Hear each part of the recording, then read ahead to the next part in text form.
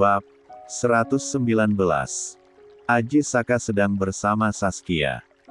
Mereka makan siang di sebuah restoran terbuka dan luas di sebuah mall, hanya berdua saja. Keinara semakin gemuk saja, ya. Ucap Aji Saka. Bagaimana tidak gemuk, Mama Danish sering mengajaknya hunting kuliner. Mama Danish juga menggemuk sekarang, Pak. Kekeh Saskia. Sudah lama sekali kita tidak lagi makan siang bersama, ujar Aji Saka menatap Saskia, gadis manis yang dulu pernah dia anggap sebagai anak kandungnya. Iya, maafin Kia, Pak. Sejak Aleska koma dan aku hamil hingga menikah dan punya Kei, rasanya Kia jadi istri dan mama yang sok sibuk, sahut Saskia tersenyum bahagia. Aji Saka pun tersenyum. Tak apa-apa.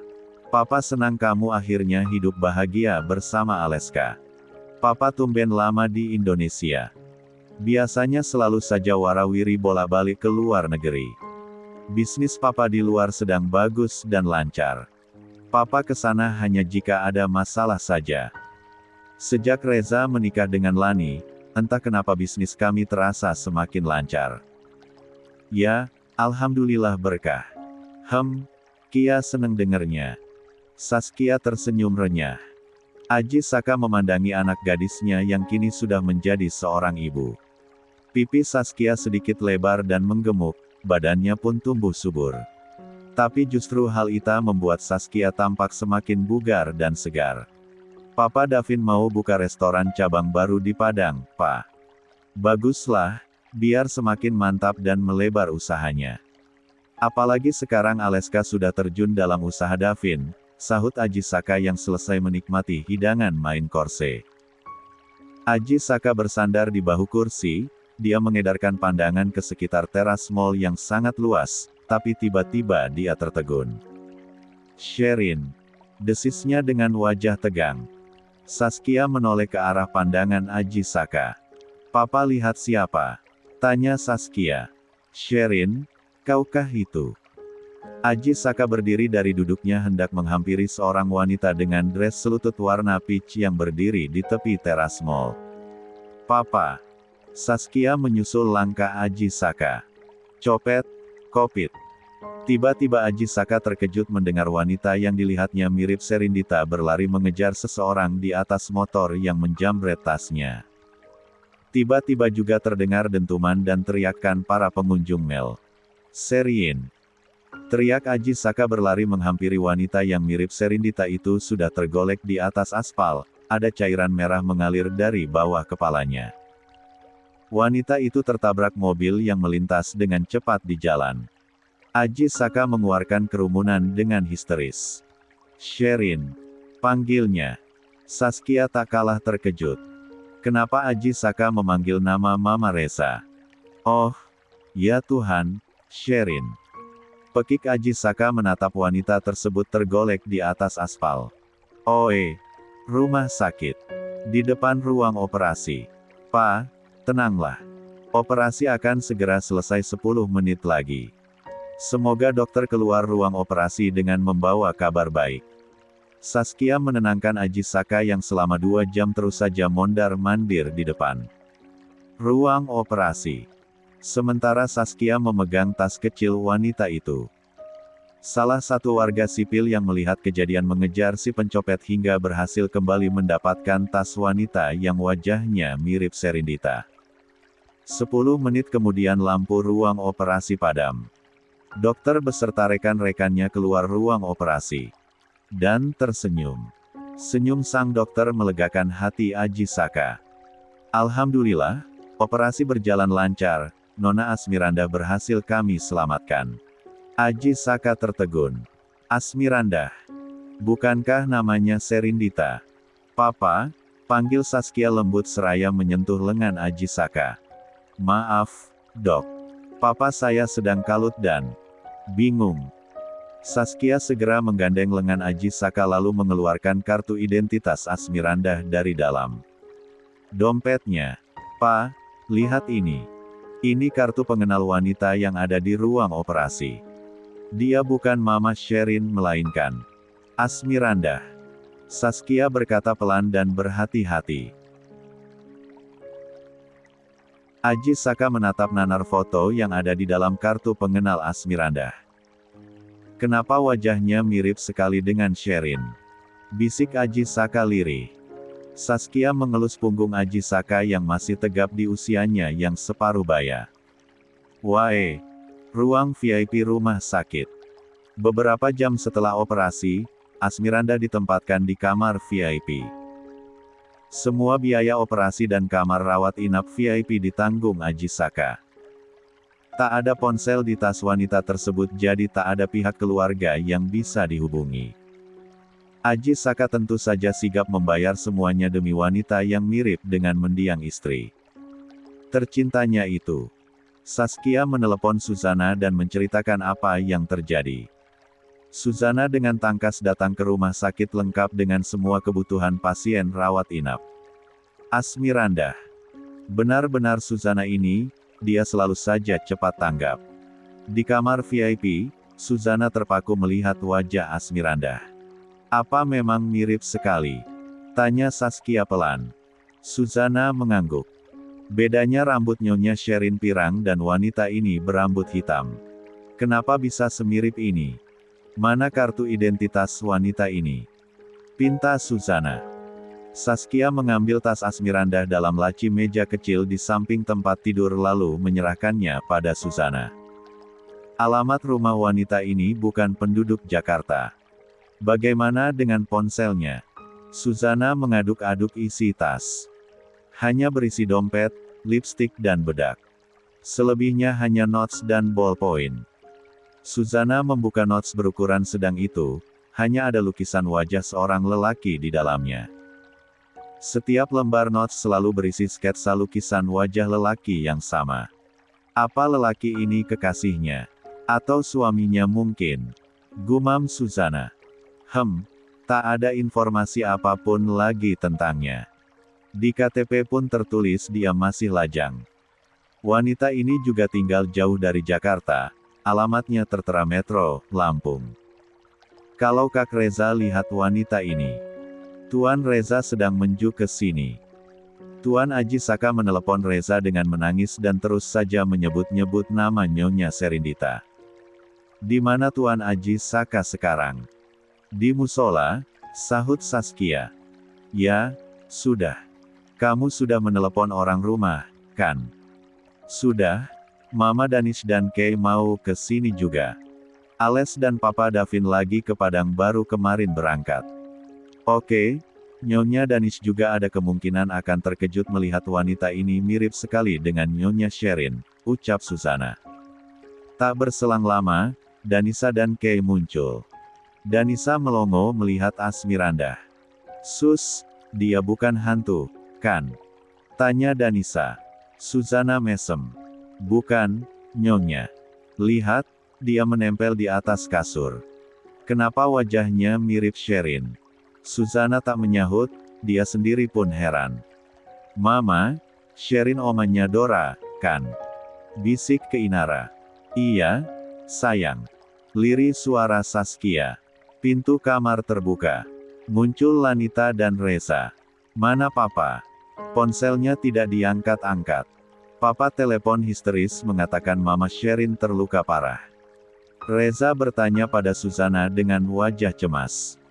Suzana menggandeng lengan Reza dan mendekat pada Asmirandah. Reza terpaku. Mama, desisnya lirih. Tapi seketika Reza tersadar, wanita yang masih terpejam itu bukanlah mamanya. Reza, wanita ini benar-benar mirip Serindita. Desis Danisa tidak percaya dengan penglihatannya. Apa dia baik-baik saja?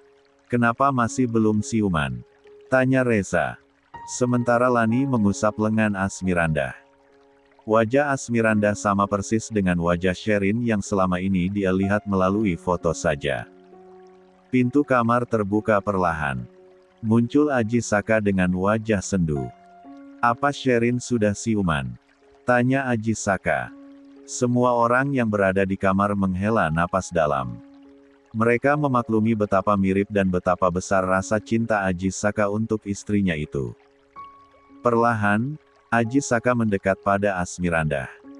Entah kebetulan macam apa, Saat Ajisaka memandangi wajah Asmirandah, wanita itu menggerakkan pelupuk matanya. Dia sadar, desis Danisa. Asmirandah perlahan membuka matanya. Dia melihat banyak wajah yang mengelilinginya. Aku di mana? Bisiknya lirih. Sherin, kau sudah sadar, sayang. Ajisaka mengelus lengan Asmirandah. Pa, dia bukan. Ucapan Reza terpotong saat Lani menyentuh bahu Reza lalu menggeleng. Ajisaka menggenggam jemari tangan Asmirandah. Akhirnya kau siuman dan selamat, Sherin. Ajisaka terisak tertahan. Wajahnya dipenuhi keharuan. Kamar hening, yang lain tak bisa bersuara. Tak tega rasanya menepis Ajisaka yang tampak bahagia bertemu dengan seorang wanita yang mirip sekali dengan Serindita. Merasa asing dengan semua wajah yang ada di depannya, Asmirandah memperjelas pandangan. Meski kepalanya masih sedikit pusing, dia terus menatap Ajisaka yang memanggilnya dengan nama lain. Anda siapa? Tanya Asmirandah. Aku suamimu. Hening. Asmirandah menyentuh pelipisnya. Aku belum menikah, justru aku ditinggal menikah oleh kekasihku. Lirih suara Asmirandah. Siapa namamu? Tanya Danisa pelan seraya menyentuh lengan Asmirandah. Asmirandah. Di mana kau tinggal? Tanya Danisha lagi. Asmirandah menggeleng. Aku ke Jakarta mencari kekasihku, Asmirandah menyentuh kepalanya yang masih memakai perban. Danisa tak bertanya apa-apa lagi. Dia mengusap-usap lengan Asmirandah untuk mengalihkan rasa sakitnya. Kau tidak punya tempat tinggal di Jakarta? Tanya Suzana. Asmirandah menggeleng. Kalian bertanya apa padanya?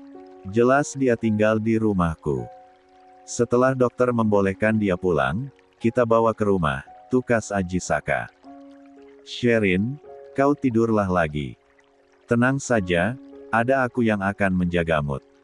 Ajisaka terus saja menggenggam jemari tangan Asmirandah. Asmirandah ingin menepis genggaman tangan Ajisaka karena namanya bukan Sherin, tapi melihat tatap haru di mata lelaki yang masih terlihat tampan itu, Asmirandah tidak tega. Siapa lelaki ini? Kenapa dia terus saja memanggilku dengan nama Sherin? Asmirandah membatin. 1 minggu pasca operasi, Asmirandah benar-benar diboyong oleh keluarga Dharmawangsa. Namun alangkah terkejutnya Asmirandah karena neneknya ada di rumah Reza. Nenek. Asmi memeluk Rindang, nenek yang dia tinggalkan untuk mencari kekasih hati ke Jakarta. Bagaimana bisa nenek dari Lampung ada di rumah ini? Rindang hanya tersenyum dan menunjuk Susana. Saya yang membawanya ke sini. Anda hanya tinggal berdua dengan nenek Anda di metro, bukan? Tanya Susana. Tapi, kenapa kalian memboyong kami ke rumah besar ini? Amiranda terpukau melihat rumah mewah Ajisaka. Istana? Ini istana, lirik suara Rindang dengan tatapan menerawang. Kondisinya sudah sangat-sangat renta, tubuhnya sedikit bungkuk dan saat ini sedang duduk di kursi roda. Saat Asmirandah sudah sehat dan tidak lagi diperban, semua orang bisa melihat dengan jelas, ada perbedaan dari Asmirandah dengan Sherin. Kulit Asmi meski putih tapi tidak bule seperti Sherin, rambutnya tidak pirang dan usia Asmi saat ini adalah 40 tahun serta masih perawan. Ibu Mira, ini kamar ibu. Silakan istirahat. Suzana menunjukkan kamar tamu pada Asmirandah. Nenek saya tidur di kamar ini. Di sebelah kamar ibu, jawab Suzana. Apa saya boleh sekamar dengan nenek saya? Tanya Asmirandah lagi. Oh, ya sudah kalau memang mau sekamar dengan neneknya. Suzana masuk kamar Asmirandah lalu dengan tangkas memindahkan baju dan semua perlengkapan milik Asmirandah yang dibawa dari Lampung. Reza memerintahkan Suzana dan Rashid serta beberapa anak buahnya mengunjungi alamat rumah Asmirandah di Metro, Lampung. Berdasarkan petunjuk dan cerita warga sekitar, Asmirandah memang cantik tapi dia berkali-kali gagal menikah. Banyak yang mengatakan Asmirandah terkena guna-guna karena pernah menolak seorang pejabat untuk dijadikan istri kedua. Sejak saat itu, setiap lelaki yang dekat dengan Asmirandah selalu berakhir tanpa alasan dan kepastian. Terakhir Asmirandah berpacaran dengan seorang lelaki dari kota Jakarta. Lelaki itu kerap mengunjungi Asmirandah di metro. Tapi sudah 6 bulan lamanya lelaki itu tidak pernah muncul lagi, padahal cincin tunangan sudah tersemat di jari manis Asmirandah. Semua cerita itu didapat Suzana dari tetangga kanan kiri depan belakang rumah Asmirandah. Konon, Asmirandah adalah perawan tua yang cantik tapi tak kunjung menikah karena guna-guna sang pejabat terlalu kuat. Orang tua Asmirandah sudah tiada saat Mira masih duduk di bangku SD. Dia hanya hidup dengan sang nenek dan mengandalkan pensiunan gaji mendiang sang kakek yang seorang PNS. Sementara itu di kamarnya, Aji Saka sedang ditenangkan oleh Reza. Asmirandah tidak mungkin tidur sekamar dengannya. "Pa, wanita yang kita bawa dari rumah sakit bukan Mama. Dia orang lain yang wajahnya mirip Mama." Reza menggenggam jemari tangan Aji Saka yang kini sudah tampak sedikit keriput. Aji Saka duduk di kursi goyang yang menghadap ke jendela. Suara burung dan kupu-kupu di taman mengalihkan ucapan Reza. "Mamamu sudah sembuh dan kita membawanya ke rumah. Sudah lama sekali Papa merindukan mamamu, Nak. Papa ingin sekali memeluknya," lirik suara Aji Saka. Reza mengusap wajahnya lalu menepuk-nepuk punggung tangan Aji Saka.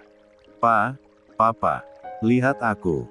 Aku anak Mama Sherin, betapa aku pun sangat merindukan Mama. Tapi wanita yang ada di bawah namanya Asmirandah bukan Serindita, Pa." Aji Saka menatap lekat Reza. Perlahan tangannya yang gemetar mengelus wajah Reza. "Wajahmu adalah perpaduan Papa dan Mama, Nak. Wanita yang di bawah itu bukan Mama. Tapi kenapa begitu mirip?" lirik suara Aji Saka. "Ada satu perbedaan yang teramat mencolok, Pa. Coba Papa ingat baik-baik," pinta Reza lembut. Aji Saka memejam, ada setetes air mata yang menyembul di kedua sudut matanya.